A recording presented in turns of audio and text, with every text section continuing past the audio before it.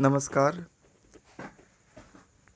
आज के इस क्लास के माध्यम से क्लास 9th वाले लोगों के लिए केमिस्ट्री शुरू कर रहे हैं। इसको इसी प्रकार से लगातार लेकर के चलते रहेंगे और क्लास 9th के केमिस्ट्री में जो सबसे पहला पार्ट है वह है कि हमारे आसपास के पदार्थ। हमारे आसपास के पदार्थ, जिसमें हम सबसे पहले पदार्थ के बारे में जानेंगे, समझेंगे। पदार्थ क्या होता है, पदार्थ के क्या गुण हैं, और सबसे पहले पदार्थ जिसको मैटर या सब्सटेंस भी कहा जाता है। अगर हम अपने आसपास चारों तरफ देखें तो हमें बहुत प्रकार की वस्तुएं नज़र आती है और सभी वस्तुएं पदार्थों से मिलकर के बना हुआ है। दूसरे भाषा में हम कहें तो इस संसार में जो कुछ भी है, यहाँ तक कि हमारा शरीर, यह भी एक पदार्थ है। हम अपने आसपास जो भी चीज़ें देख रहे हैं, जिसे महसूस कर रहे हैं, उदाहरण के लिए हवा, ये सभी चीज़ें पदार्थ हैं। इस संसार में जितने भी वस्तु हैं, जिस सामग्री से, जिस चीज़ से बना हुआ है, उसको वैज्ञानिकों ने पदार्थ नाम दिया है। पदार्थ जिसको मैटर या सब्सटेंस कहते हैं। एक बात हम आपको बता देते हैं कि क्लास 9th का जो केमिस्ट्री होता है, उसे विद्यार्थी के जीवन में केमिस्ट्री का रीढ़ माना जाता है, क्योंकि क्लास 9th में जो केमिस्ट्री की हम पढ़ाई करते हैं, इसकी आवश्यकता आने वाले समय में हमेशा पड़ते रहती है। क्लास 9th में ही हम पढ़ते हैं कि किसी रासायनिक पदार्थ का अणुसूत्र किस प्रकार से लिखा जाता है, किसी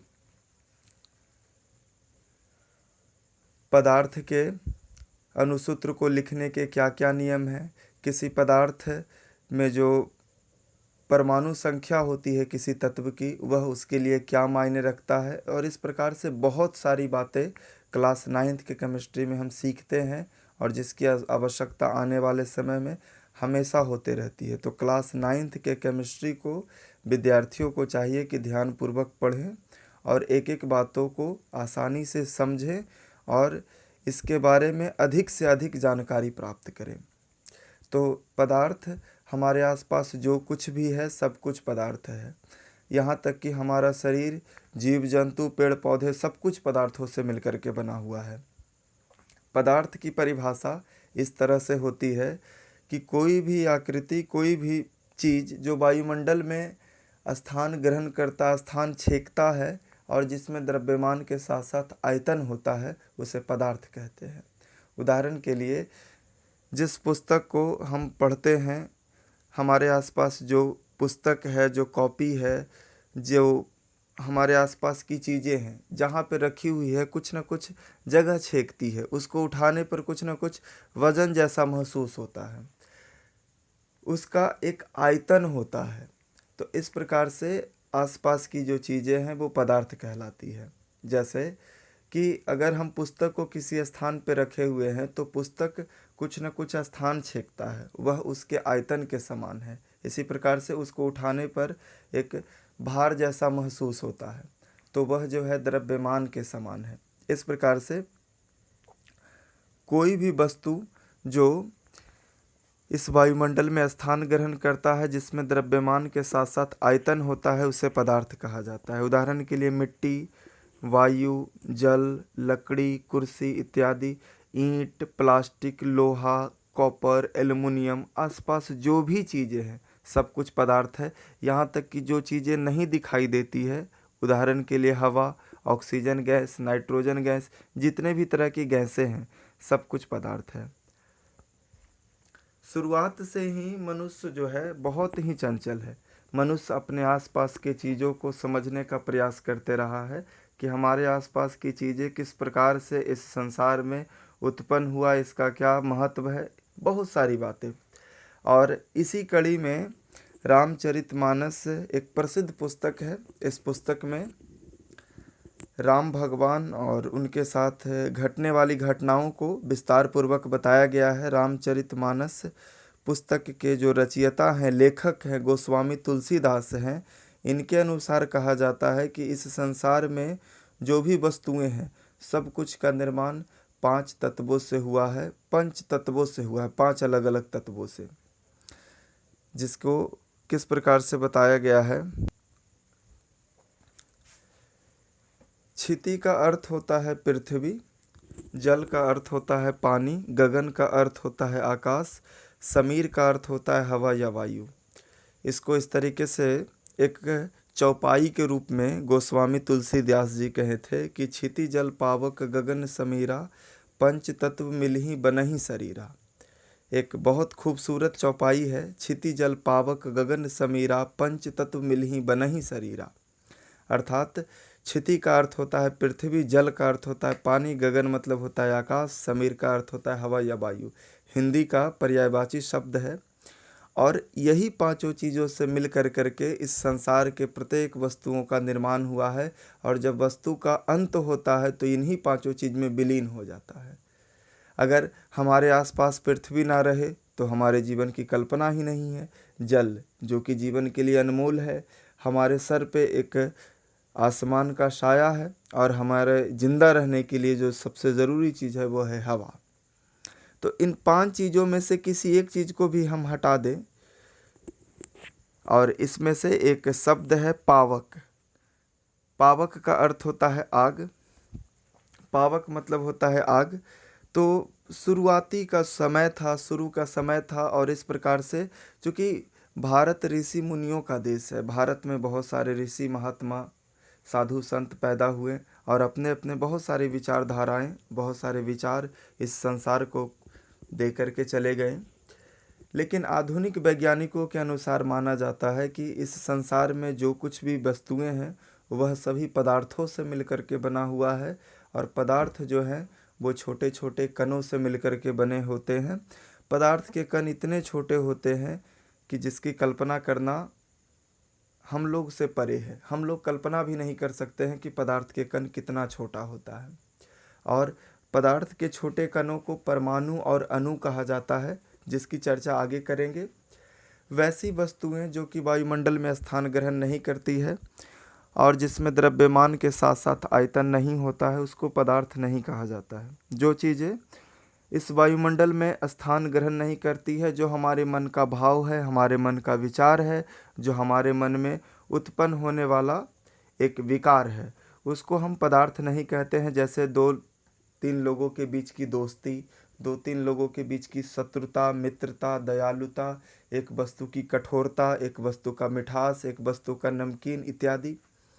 तो इन सब चीज़ों को पदार्थ नहीं कहा जाता है। अगर हम 2 वस्तुओं की तुलना करें, एक मिट्टी और दूसरा ईंट, अगर दोनों को कहा जाए तो कहा जाएगा कि ईंट जो है मिट्टी की तुलना में अधिक कठोर है। अच्छा, ईंट से लोहा अधिक कठोर है, लोहा से अधिक कठोर बहुत सारे पदार्थ है। जैसे इस संसार का सबसे कठोर पदार्थ हीरा माना जाता है, लेकिन कितना से कठोर है इसको बताना बहुत समस्या वाली बात है। संभव ही नहीं है कि हम बता सकते हैं कि कितना से कठोर है। अगर 2 मित्रों के पास, एक मित्र के पास 10 रुपया, एक मित्र के पास 15 रुपया है, 2 मित्रों में से, तो हम कह सकते हैं कि एक के पास 10 रुपया है, दूसरा के पास 15 रुपया है, तो दूसरा वाला के यहाँ पहले वाला से 5 रुपया अधिक है। तो यह एक अच्छा बढ़िया तरीका से तुलना हो गया। लेकिन कितना अधिक है, कितना कम है, इन सब गुणों के आधार पर नहीं कहा जा सकता। इन सब को पदार्थ हम नहीं कहते हैं। यह सब जो है मन का भाव है, मन में उठने वाला एक विचार है। पदार्थों का अनुभव हम अपने ज्ञानेंद्रियों द्वारा आसानी से कर सकते हैं। पदार्थ के अनुभव करने के लिए हम अपने आसपास बहुत सारी चीज़ों को देखते हैं। संसार में जो कुछ है सब कुछ पदार्थ है। और मनुष्य के शरीर में, मानव के शरीर में कुल 5 ज्ञानेंद्रियाँ होती है, जो है आँख, नाक, कान, जीभ और त्वचा। आँख जिससे हम संसार की सभी वस्तुओं को देखते हैं प्रकाश की सहायता से। कान जिससे हम अलग अलग प्रकार की ध्वनि, आवाज़, साउंड उसको सुनते हैं, महसूस करते हैं। नाक जिससे आसपास के वस्तुओं की खुशबू, दुर्गंध, बहुत सारी चीज़ें सूंघने का काम किया जाता है। जीभ जो कि भोजन और बहुत तरह के पदार्थों के स्वाद का ज्ञान करवाता है। त्वचा जो हमें गर्मी और ठंडक का ज्ञान करवाता है। और पदार्थों से वस्तुओं का निर्माण होता है। उदाहरण के लिए मिट्टी एक मूल पदार्थ है। मिट्टी से घड़ा बनता है, गमला बनता है, सुराही बनता है, तो बहुत सारे वस्तुएं बनती है। उसी प्रकार से लकड़ी एक मूल पदार्थ है जिसकी सहायता से कुर्सी, टेबल, बेड, मेज, बहुत सारी चीज़ों का निर्माण होता है। हालांकि मिट्टी, ईंट और संसार में जो कुछ है सब कुछ पदार्थ है, लेकिन कुछ पदार्थ ऐसे हैं जो कि मूल पदार्थ माना जाता है। जैसे जल, जल जो है मूल पदार्थ है। उसी प्रकार से मिट्टी जो है मूल पदार्थ है, लकड़ी मूल पदार्थ है, कुर्सी भी पदार्थ है, लेकिन कुर्सी की जो रचना हुई है वो लकड़ी से हुई है, तो कुर्सी को पदार्थ के साथ साथ वस्तु भी कहा जा सकता है।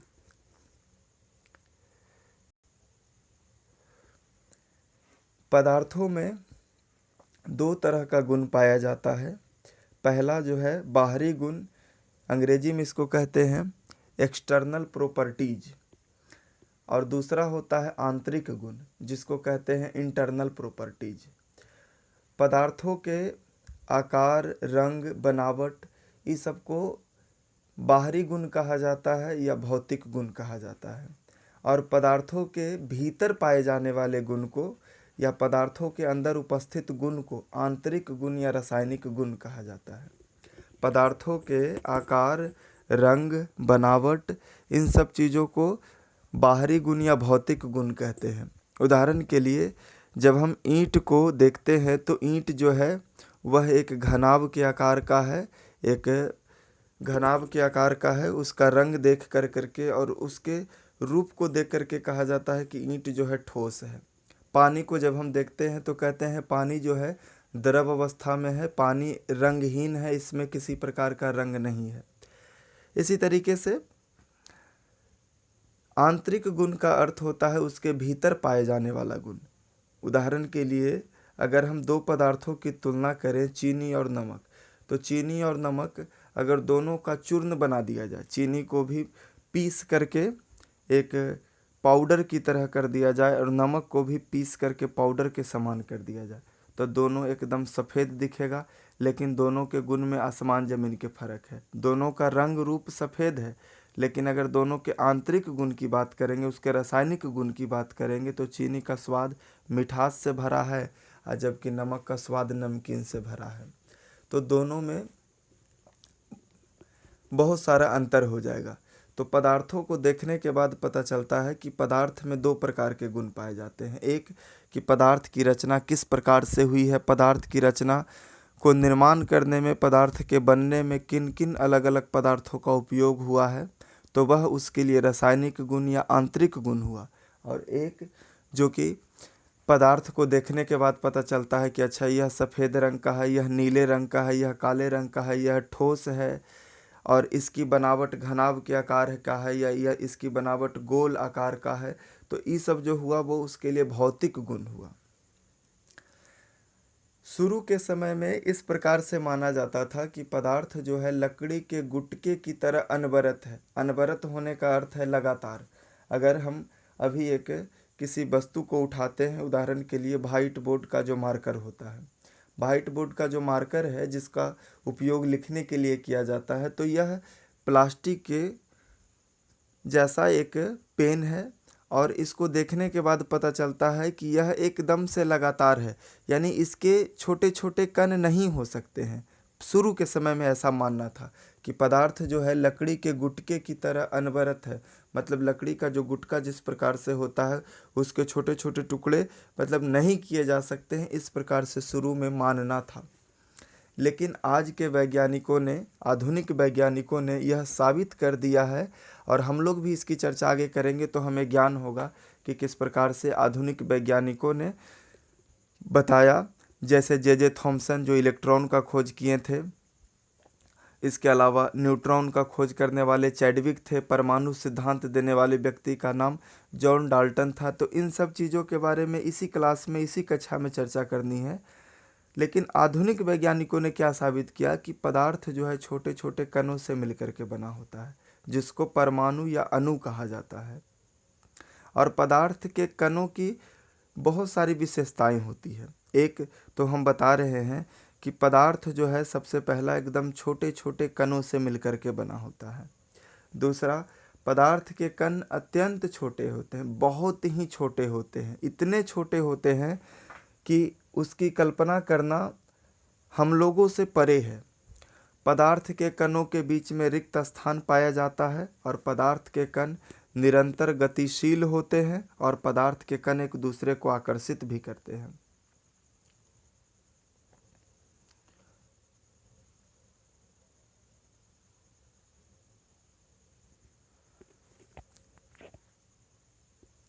पदार्थ के कणों के बीच में रिक्त स्थान पाया जाता है, पदार्थ के कण निरंतर गतिशील होते हैं, पदार्थ के कण एक दूसरे को आकर्षित करते हैं।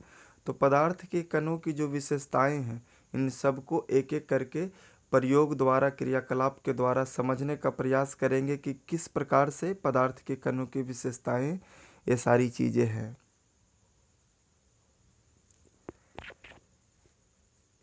सबसे पहला जो क्रियाकलाप है, जिसको इंग्लिश में एक्टिविटी कहा जाता है, एक बर्तन में थोड़ा सा जल लेते हैं और जल के ऊपरी सतह पर निशान लगा देते हैं। मान लीजिए कि आप एक कांच का गिलास लेते हैं और कांच के गिलास को पूरा भरना नहीं है, कुछ खाली ही छोड़ना है, और जहाँ तक भर चुके हैं बाहर से किसी पेन की सहायता से या किसी मार्कर की सहायता से निशान लगा देना है।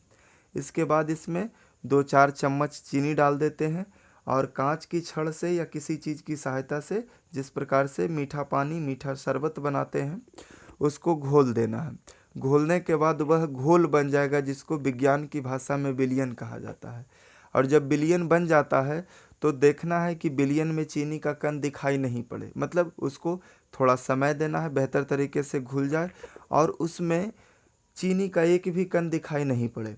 और इस प्रकार से जब घुल जाएगा तब आप पानी के स्तर को देखिए। पानी के स्तर में, वाटर के लेवल में किसी प्रकार का परिवर्तन आपको दिखाई नहीं देगा। इससे क्या साबित होता है? इससे साबित होता है कि पदार्थ का कण जो है बहुत ही छोटा छोटा है, एकदम छोटा है, और पदार्थ के कणों के बीच में रिक्त स्थान पाया जाता है, जिस कारण से चीनी के कण पानी के कणों में घुल मिल गए, चीनी के कण पानी के कणों में समा गए। ठीक है, तो इस प्रकार से पदार्थ के कणों की जो भी विशेषताएं होती है कि पदार्थ के कण बहुत ही छोटे होते हैं, पदार्थ के कणों के बीच में रिक्त स्थान पाया जाता है, पदार्थ के कण निरंतर गतिशील होते हैं, मतलब पदार्थ के कण एक दूसरे को आकर्षित करते हैं। पदार्थ के कणों के बीच जो आकर्षण बल लगता है सभी पदार्थों में अलग अलग होता है। उदाहरण के लिए लकड़ी जो है और लोहा जो है और उसके अलावा कोयला है, बहुत सारे पदार्थ हैं और सबके कणों की विशेषताएं अलग अलग है। अगर मान लीजिए लकड़ी, लोहा और कोयला तीनों में तुलना किया जाएगा, अगर तीनों पे चोट पहुंचाएंगे तो कोयला चूर चूर हो सकता है, लकड़ी जो है टुकड़े टुकड़े में हो जाएगा, लोहा चपटा हो सकता है। लेकिन सभी पदार्थों के कणों के बीच की जो आकर्षण बल होती है वह अलग अलग होता है। और पदार्थ के कणों की जितनी सारी विशेषताएं हैं, सभी विशेषताओं को एक एक करके चर्चा करेंगे और क्रियाकलाप के माध्यम से उसे साबित भी करेंगे।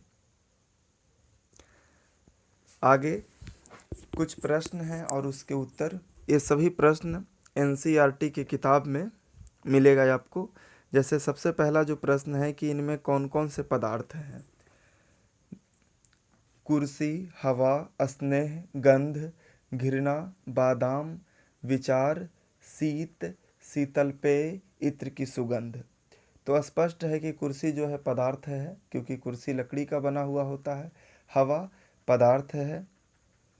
स्नेह, स्नेह का अर्थ होता है जैसे आपकी माता श्री या आपकी माता जो है आपको स्नेह करती हैं, आपके ऊपर ममता लुटाती हैं, तो स्नेह जो होता है, स्नेह को अंग्रेजी में लव कहते हैं। तो यह एक मन का भाव है। जब माता पिता हमसे स्नेह करते हैं, हमारी बहन हमसे स्नेह करती हैं, तो स्नेह जो है मन का भाव है, यह एक पदार्थ नहीं है। गंध, गंध जो है जिसको सिर्फ हम महसूस करते हैं, जब हम आसपास चलते हैं तो आसपास की चीज़ों की खुशबू से, गंध से, उसके स्मेल से पता कर लेते हैं कि अच्छा ये फलाना पदार्थ है। तो यह सिर्फ मन के भाव है। घृणा, जब हम किसी व्यक्ति को नज़रअंदाज करते हैं तो उससे हम नफरत करना शुरू करते हैं, उसी को कहा जाता है घृणा। हेट मन होता है नफरत करना। बादाम एक पदार्थ है, घृणा पदार्थ नहीं है, बादाम पदार्थ है। इसी प्रकार से विचार जो हमारे मन में उत्पन्न होता है, आपके मन में उत्पन्न होता है, तो यह पदार्थ नहीं है। शीत ठंडा, जब हम किसी चीज़ को छूते हैं, जैसे उदाहरण के लिए बर्फ़ को छू लिए, तो छूने के बाद हमको एहसास होता है कि अच्छा ये तो बहुत कोल्ड है, बहुत शीत है, ठंडा है, तो ये पदार्थ नहीं है। शीतल पेय कोल्ड ड्रिंक, जितने भी तरह के कोल्ड ड्रिंक्स हैं जिसको हम लोग पीते हैं, तो ये सब जो है पदार्थ है। इत्र की सुगंध, यह भी पदार्थ है, क्योंकि इत्र की सुगंध एक शीशी में, एक डब्बे में भर करके दिया जाता है, जिसमें गैस और कुछ जल की बूंदें सब कुछ मिली जुली रहती है, तो इत्र की सुगंध जो है एक पदार्थ है। दूसरा प्रश्न है कि गर्मा गर्म खाने की खुशबू कई मीटर दूर से ही हमारे पास पहुंच जाती है, लेकिन ठंडे भोजन की खुशबू प्राप्त करने के लिए हमको उसके नज़दीक जाना पड़ता है। ऐसा क्यों होता है? गरम गरम जो भोजन होता है उसकी खुशबू बहुत दूर से ही हमारे पास पहुंच जाती है, लेकिन अगर भोजन 2-3 घंटा पकला हो गया, पकने के बाद 2-4 घंटे के बाद हम जा कर के उस भोजन की खुशबू चाहते हैं, तो नज़दीक जाना पड़ेगा, उसको नाक के पास सटा करके सूंघना पड़ेगा, तब जा कर के पता चलेगा कि अच्छा ये चीज़ है, ऐसे है। कारण क्या होता है कि जब पदार्थ गर्म होता है, पदार्थ का जैसे जैसे तापमान बढ़ता है, तो उसके कणों की जो गतिज ऊर्जा होती है, काइनेटिक एनर्जी, वह बढ़ जाती है, और बढ़ने के साथ क्या होता है कि वह तेज़ी से चारों ओर गति करना शुरू कर देता है। तो पदार्थ का तापमान बढ़ने से उसके कण की गतिज ऊर्जा बढ़ जाती है, और गर्म खाने के कणों में गतिज ऊर्जा अधिक होती है। अधिक गतिज ऊर्जा के कारण गर्म खाने के कणों में विसरण अधिक होता है। विसरण का अर्थ होता है फैलना, यानी कि जब भोजन गर्म होता है तो गर्म होने के बाद भोजन के जो कण हैं, खुशबू के कण, वो सभी हवा के साथ घुल मिल कर के तेज़ी से चारों दिशाओं में फैलते हैं, और उसी क्रम में हमारे नाकों तक पहुंचता है। लेकिन जब भोजन ठंडा हो जाता है, तो ठंडा होने के बाद क्या होता है कि भोजन के कणों में जो खुशबू है उसकी गतिज ऊर्जा घट जाती है, नए के बराबर हो जाता है। तो वो जो खुशबू जहाँ पे है बस वहीं पे टिका हुआ रह जाता है, चारों तरफ मूव नहीं कर पाता है, चारों तरफ फैल नहीं पाता है। तो इस कारण से जो गर्मा गर्म खाने होती है उसकी खुशबू चारों दिशाओं में फैलती है, और ठंडे भोजन के साथ ऐसा नहीं होता है। स्विमिंग पूल या नदी कहें, तालाब कहें, जो कहें, इंग्लिश में स्विमिंग पूल कहा जाता है, उसमें गोताखोर, गोताखोर किसको कहा जाता है? गोताखोर तैरने वाला व्यक्ति को कहा जाता है। स्विमिंग पूल में गोताखोर पानी को आसानी से क्यों काट पाता है? तो चूंकि पानी जो है द्रव अवस्था में है, पानी द्रव अवस्था में है, इसको आसानी से इसमें हम तैर सकते हैं, तैरते हुए पानी को काट सकते हैं और आगे बढ़ जाते हैं, क्योंकि जल के कणों के बीच में आकर्षण बल बहुत कम होता है। इसके अलावा बताते हैं कि जैसे मान लीजिए कि आप जिस स्थान पर बैठे हैं, अगर आपके आसपास कोई ठोस पदार्थ है या दीवार है, तो उस दीवार में हाथ चला करके आप दूसरी तरफ हाथ को नहीं ढकेल सकते हैं, लेकिन जल में कर सकते हैं। अगर जल का जो नल की जो टोटी है उसको खोल दिया जाए, तो गिरने वाला जो पानी का धार है वहाँ पे अंगुली ले जा करके हम आसानी से आगे पीछे कर सकते हैं, पानी को आसानी से इधर से उधर, उधर से उधर काट सकते हैं।